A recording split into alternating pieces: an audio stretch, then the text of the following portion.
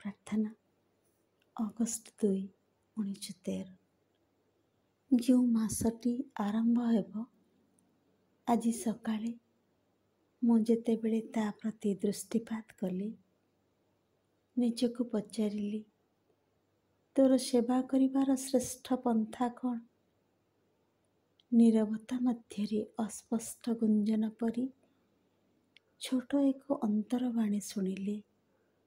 ତାହା ମୋତେ କହିଲା, ଦେଖ, ବାହ୍ୟ ଅବସ୍ଥା ସବୁର ମହତ୍ଵ କେତେ କ୍ଷୁଦ୍ର। ତୁ ସତ୍ୟର ଯେଉଁ ଧାରଣା କରିଛୁ, ତାହାର ସିଦ୍ଧି ପାଇଁ ଏତେ ଯତ୍ନ, ଏତେ ପ୍ରୟାସ କାହିଁକି? ଆହୁରି ନମନୀୟ ହୁଅ, ଆହୁରି ନିର୍ଭରଶୀଳ। ତୋର ଏକମାତ୍ର କର୍ତ୍ତବ୍ୟ ହେଲା କୌଣସି କିଛି ଦ୍ୱାରା ଚଞ୍ଚଳ ନ ହେବା। କାର୍ଯ୍ୟ ଭଲ କରିବା ପାଇଁ ବ୍ୟସ୍ତ ହୋଇ ପଡ଼ିବା ଦୁଃସଂକଳ୍ପ ପରି କୁଫଳ ନେଇ ଆସେ।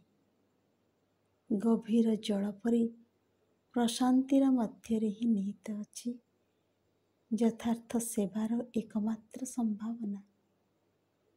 ଏହି ଉତ୍ତର ଏତେ ଦୀପ୍ତ, ଏତେ ପବିତ୍ର ଓ ତାହାର ସତ୍ୟ ଏତେ ଶକ୍ତିମୟ ଯେ ତାହାର ଉଦ୍ଦିଷ୍ଟ ଅବସ୍ଥା ସହଜରେ ମୋ ମଧ୍ୟରେ ସଞ୍ଚାରିତ ହୋଇଗଲା। ମନେ ହେଲା ମୁଁ ଯେପରି ଗଭୀର ଜଳର ପ୍ରଶାନ୍ତି ମଧ୍ୟରେ ଭାସୁଛି। ମୁଁ ବୁଝିପାରିଲି, ସ୍ପଷ୍ଟ ଦେଖି ପଚାରିଲି ଯେ କେଉଁ ମନୋଭାବ ରଖିବା ଉଚିତ?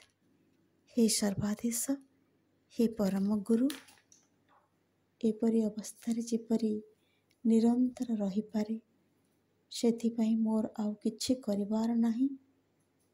କେବଳ ଚାହେଁ ତୋ ପାଖରୁ ଶକ୍ତି ଓ ଦିବ୍ୟ ଦୃଷ୍ଟି। ହେ ଶିଶୁ, ବ୍ୟସ୍ତ ହୁଅ ନାହିଁ, ନୀରବ ହୁଅ। ଶାନ୍ତି, ଶାନ୍ତି।